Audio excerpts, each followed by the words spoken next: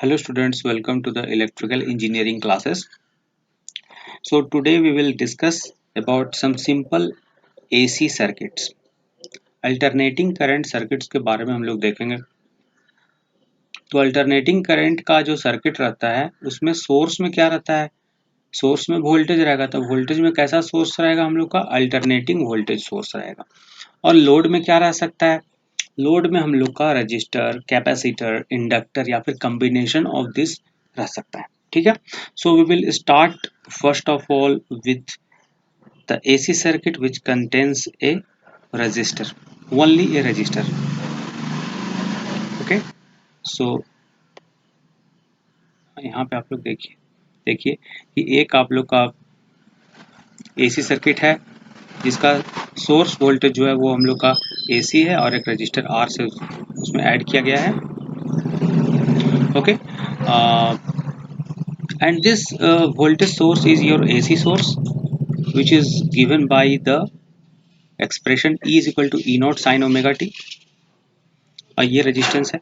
अब ये करंट जो है इसमें कैसे फ्लो करेगा, how will be the current flow in this circuit. Current जो फ्लो करेगा वो कभी क्लॉकवाइज तो कभी एंटी क्लॉकवाइज इसमें फ्लो करेगा, क्योंकि ये हम लोग का एक AC सोर्स है. तो ये अल्टरनेटिंग करंट कैसे फ्लो करेगा, कभी क्लॉकवाइज तो कभी एंटी क्लॉकवाइज, तो कभी क्लॉकवाइज कभी एंटी क्लॉकवाइज. इस फॉर्म में ये करंट हम लोग का किसी खास फ्रीक्वेंसी के साथ ये फ्लो करेगा. ओके. सो इसीलिए इसका नाम क्या दिया गया है, अल्टरनेटिंग वोल्टेज. क्योंकि ये क्या करता है कि अल्टरनेटिंग वोल्टेज जो है वो इस लोड में, इस रेजिस्टिव लोड में एक अल्टरनेटिंग करंट फ्लो करवाएगा, कभी कभी क्लॉकवाइज तो कभी एंटी क्लॉकवाइज, किसी खास फ्रीक्वेंसी के साथ. ओके. अब हम लोग आगे बढ़ते हैं. हम लोग अगर किरचॉफ्स वोल्टेज लॉ लगाते हैं तो किरचॉफ्स वोल्टेज लॉ बोलता है कि net source voltage is equal to the net. Kirchhoff's loop law मतलब किरचॉफ्स वोल्टेज लॉ लगाते हैं तो नेट जो EMF जो ड्रॉप हुआ है इस सर्किट में वो क्या होना चाहिए, हम लोग का जीरो होना चाहिए. तो नेट जो वोल्टेज ड्रॉप कितना हुआ है यहाँ पे, मतलब जो सोर्स वोल्टेज जो है वो पूरा का पूरा लोड वोल्टेज में कंज्यूम होना चाहिए. तो यहाँ पे हम लोग देखते हैं सोर्स वोल्टेज ई नोट साइन ओमेगा टी है और लोड में कंज्यूम हुआ है आई आर. तो E naught sine omega t is equal to I R. Okay. So I का वैल्यू यहाँ पे हम लोग निकाल सकते हैं E naught by R sine omega T, और ई नोट बाई आर को हम लोग लिख सकते हैं आई नोट से. ठीक है. तो हम लोग को क्या मिला, I is equal to I naught sine omega t. ठीक है. वेयर आई नोट का जो वैल्यू है वो हम लोग का क्या है, ई नोट बाई आर. तो आई नोट क्या रिप्रेजेंट करता है, मैक्सिमम या फिर peak value of current. E note क्या रिप्रेजेंट करता है, पीक EMF. और आई नोट क्या रिप्रेजेंट करता है, पीक करंट. ठीक है. तो जब पीक EMF होगा तो पीक करंट भी होगा उस समय. ठीक है. तो इस तरह से हम लोग को करंट फ्लो करेगा. करंट कैसे फ्लो करेगा, इसमें साइनसोइडल नेचर में फ्लो करेगा. करंट कभी बढ़ेगा तो कभी जीरो होगा, घटेगा तो जीरो होगा, फिर निगेटिव डायरेक्शन में जाएगा, फिर बढ़ेगा, इस तरह से करके. और आई नोट जो रहेगा वो उसका करंट का मैक्सिमम वैल्यू रहेगा. ठीक है. जिसको हम लोग रिप्रेजेंट करेंगे ई नोट बाई आर से, where E naught is the peak value of the voltage. तो ये जो करंट है वो साइनसोइडल इन नेचर है, क्योंकि ये करंट क्या होता है, कभी कभी ये करंट हम लोग का क्लॉकवाइज में बढ़े, क्लॉकवाइज में फ्लो करेगा, फिर कम हो करके जीरो हो जाएगा, फिर एंटी क्लॉकवाइज में फ्लो करेगा, फिर जीरो हो जाएगा, फिर क्लॉकवाइज में फ्लो करेगा, लाइक दिस. पहले क्लॉकवाइज में फ्लो करेगा फिर जीरो हो जाएगा, फिर एंटी क्लॉकवाइज में फ्लो करेगा फिर जीरो हो जाएगा, फिर क्लॉकवाइज में फ्लो करेगा फिर जीरो हो जाएगा, लाइक दैट ये हम लोग का फ्लो करता है. So that's why it is known as the alternating current. Okay, now coming to the second circuit, that is AC circuit which contains only a capacitor. एक प्योर फॉर्म ऑफ कैपेसिटर को अगर कोई भी AC circuit अगर carry करता है तो क्या होता है. तो सपोज करते हैं कि एक कैपेसिटर है एक वोल्टेज सोर्स में जिसमें कोई भी रेजिस्टेंस हम लोग का नहीं है, रेजिस्टेंस इज जीरो. ओके. तो अब क्या होता है, यहाँ पे देखिए, अगर हम लोग यहाँ पे AC वोल्टेज सोर्स है तो हम लोग का एक कैपेसिटर लगा हुआ है तो क्या होगा। तो सबसे पहले हम लोग एज्यूम करते हैं कि अगर यहाँ पे डीसी रहता तो क्या होता।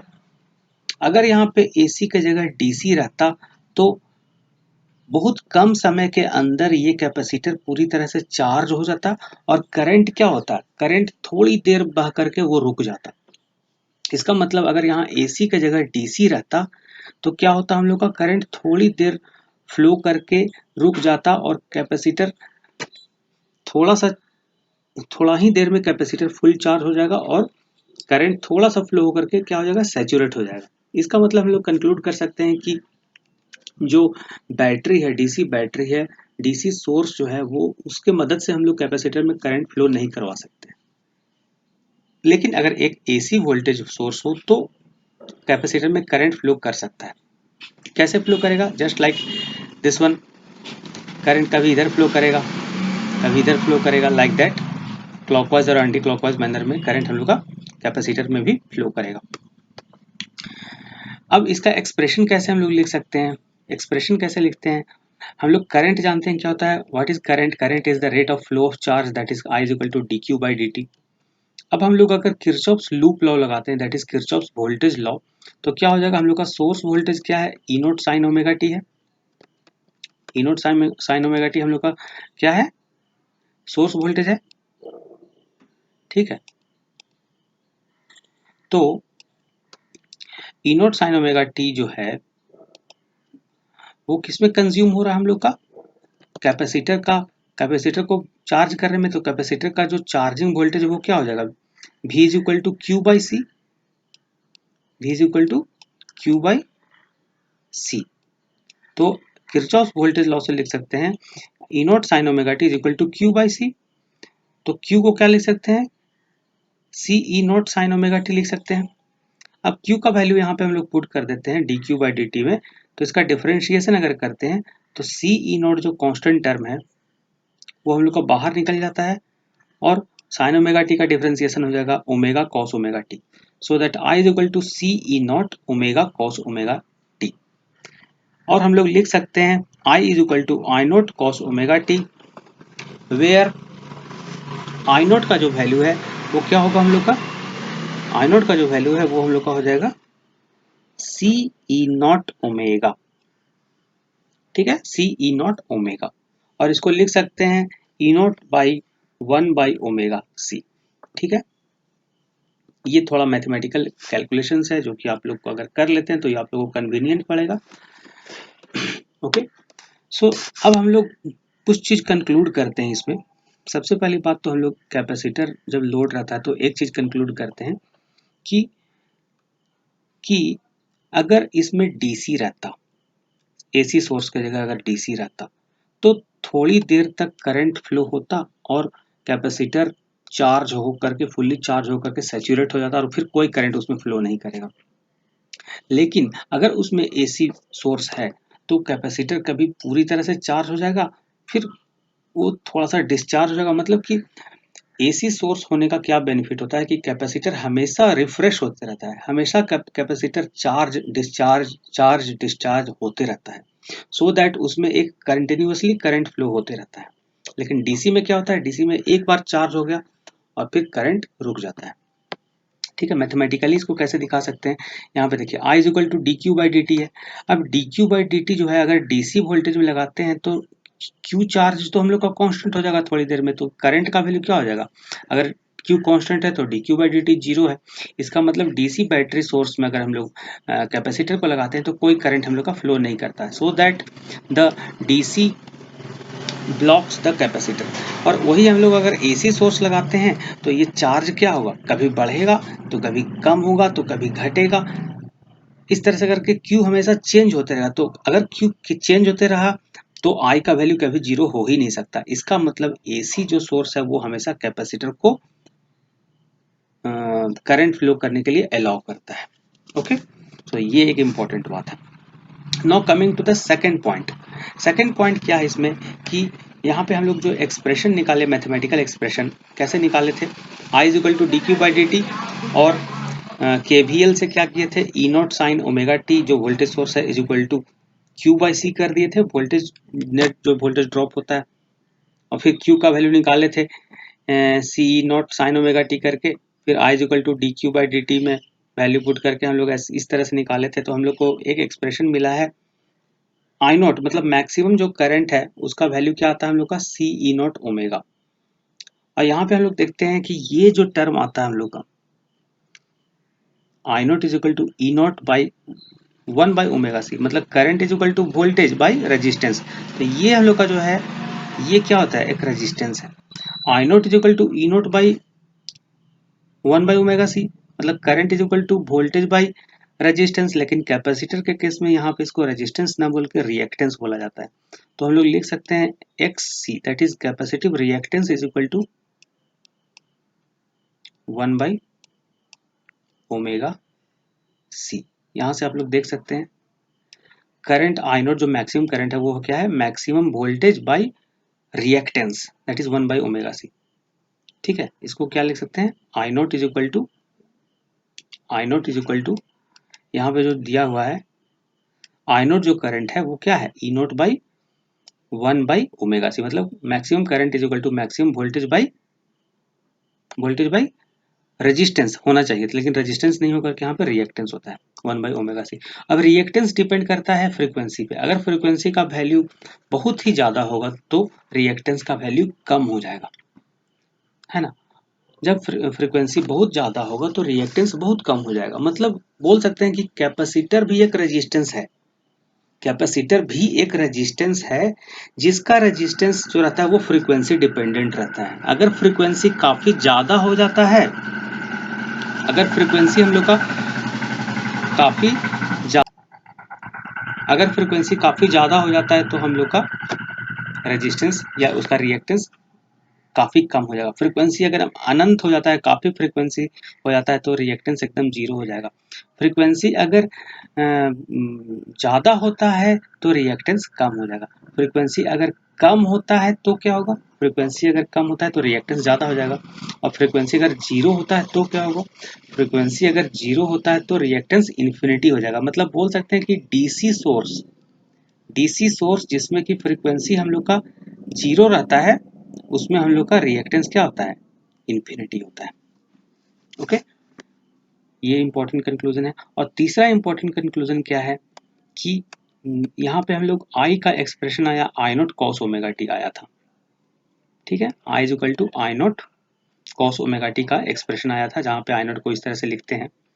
तो हम लोग एक चीज कंक्लूड करते हैं यहाँ पे कि कॉस ओमेगा टी को लिख सकते हैं sine omega T plus pi by 2। इसका मतलब हम लोग एक चीज कंक्लूड करते हैं कि इसमें जो हम लोग का करंट है,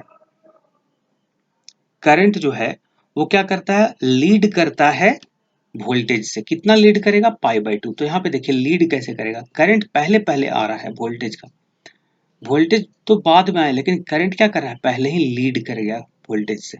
तो यहाँ पे क्या है, lead, current leads the voltage bye pi by 2। ये इसका कंसेप्ट है। तो तीन आप लोगों का कंसेप्ट है कैपेसिटर में।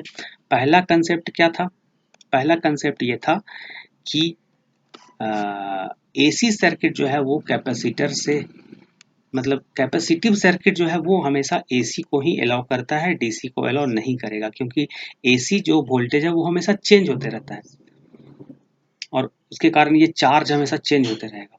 सो दैट जो कैपेसिटिव सर्किट है वो एसी को अलाउ करेगा और डीसी को ब्लॉक कर देगा। दूसरा इंपॉर्टेंट कंक्लूजन है कि जिस तरह से हम लोग का नॉर्मल रेजिस्टेंस रहता है उस तरह कैपेसिटर का भी एक रेजिस्टेंस रहता है जिसको हम लोग कैपेसिटिव रिएक्टेंस बोलते हैं। उसको एक्ससी से रिप्रेजेंट करते हैं, X is equal to 1 by omega C होता है। और अगर फ्रीक्वेंसी बहुत बढ़ जाता है तो उस रिएक्टेंस का वैल्यू क्या हो जाता है, मतलब ये दोनों में क्या रिलेशन है, अगर फ्रीक्वेंसी बढ़ेगा तो कैपेसिटिव रिएक्टेंस कम होगा। ठीक है, तो फ्रीक्वेंसी काफ़ी ज़्यादा हो जाता है तो रिएक्टेंस कम हो जाता है, जीरो हो जाता है। और फ्रीक्वेंसी अगर जीरो हो जाता है तो रिएक्टेंस इन्फिनिटी हो जाता है। और तीसरा इंपॉर्टेंट कंक्लूजन क्या है कि करंट जो है वो वोल्टेज से लीड करता है, मतलब करंट क्या होगा, पहले ही आ जाएगा वोल्टेज के। Current leads the EMF by pi by 2। So this 3 points you should remember for the capacitive circuit. ठीक है, नाउ एक क्वेश्चन आप लोग का है, find the reactance of a capacitor when it is connected to a 10 hertz AC source, और दूसरा में 50 हर्ट्ज एसी सोर्स से कनेक्ट किया गया है, और तीसरा में 500 हर्ट्ज एसी सोर्स से कनेक्ट किया गया है। मतलब क्या है कि एक कैपेसिटर को हम लोग क्या करते हैं, एसी सोर्स से कनेक्ट करते हैं,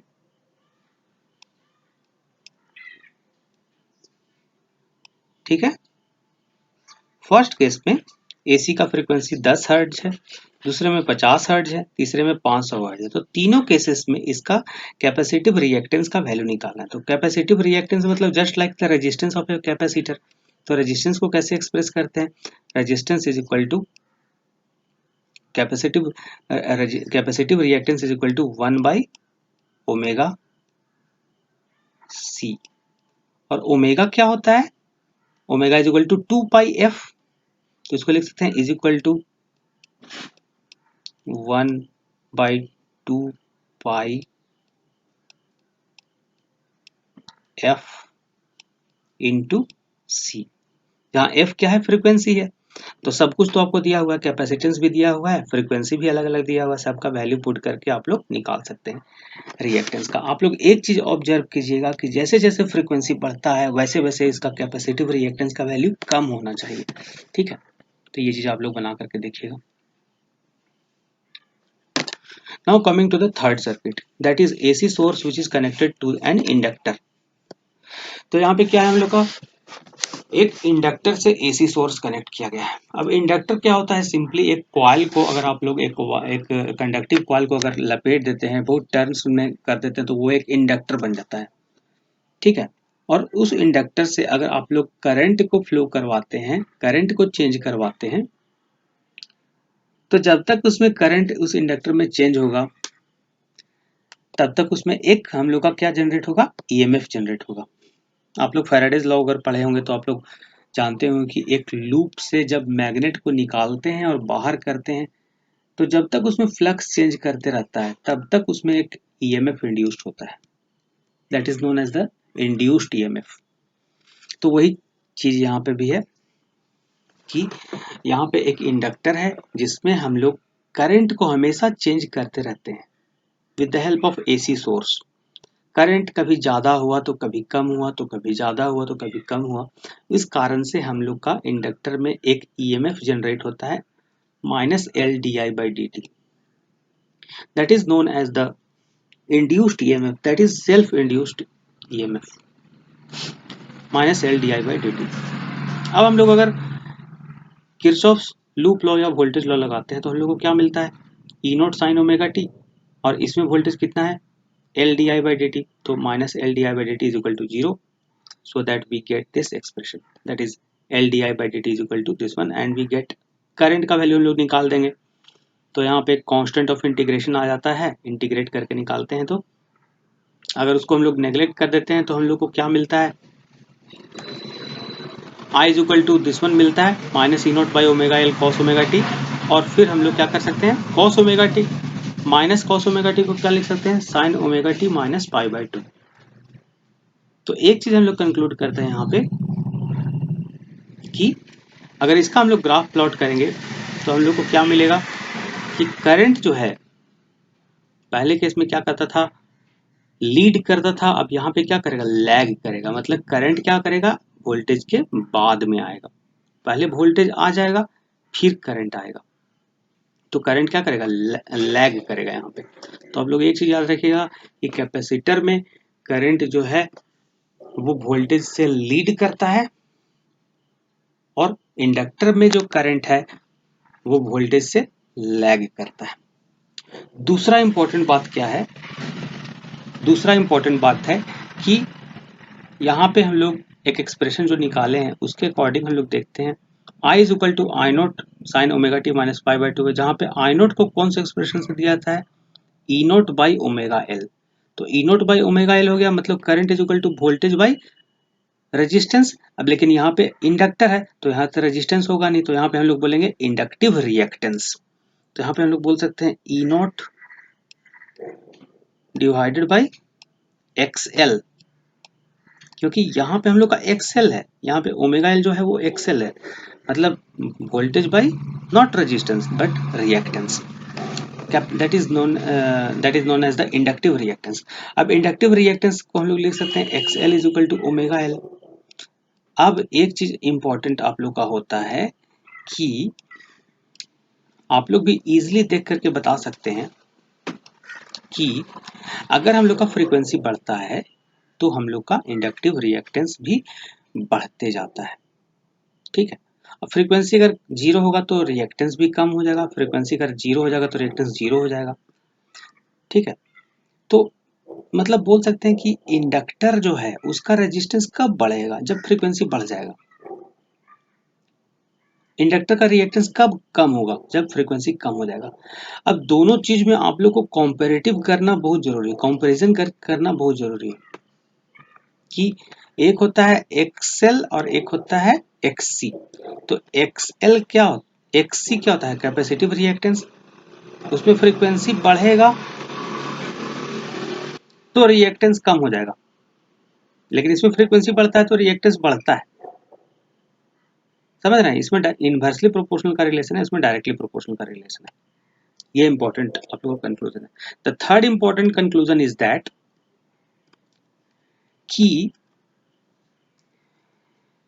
यहां पे आप लोग का, अब इंडक्टर की अगर बात बोलते हैं, इंडक्टर में भी आप लोग का जो है वो हमेशा करंट चेंज होते रहना चाहिए।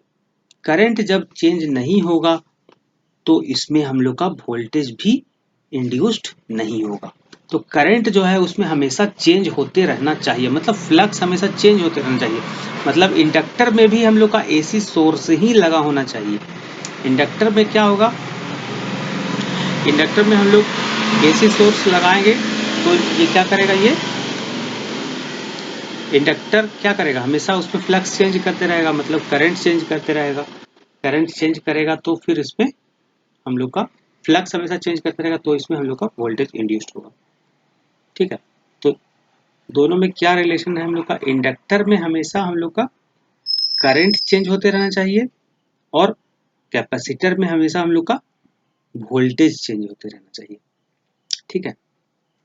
और दोनों में ही हम लोग को एसी होना चाहिए, मतलब कि कैपेसिटर भी एसी को ही अलाउ करता है, डीसी को ब्लॉक कर देता है। और इंडक्टर में क्या है, इंडक्टर भी हम लोग को एसी को ही अलाउ करता है। यहाँ पे अगर हम लोग डीसी को लगा देते हैं तो डीसी क्या करेगा, उसमें तो कांस्टेंट फ्लक्स जनरेट करेगा, ठीक है ना, मतलब उसमें कांस्टेंट करंट फ्लो करवाएगा यहाँ पे। तो आई का वैल्यू कांस्टेंट हो जाएगा तो ईएमएफ तो कोई जनरेट होगा नहीं, मतलब कि इंडक्टर भी हम लोग का एसी को ही अलाउ करता है, ठीक है। तो ये सब आप लोग का रिलेशन था, डिफरेंसेस था। So you should see it. Mainly आप लोग दोनों में क्या क्या चीज़ देखिएगा कि आप लोग को रिएक्टेंस देखना जरूरी है। First is the capacitive reactance, second is the inductive reactance. फिर किसमें करंट वोल्टेज से लीग या लैग करता है वो देखना जरूरी है, ठीक है। So that's it for now, so we will see some new things in next class. Okay, thank you students.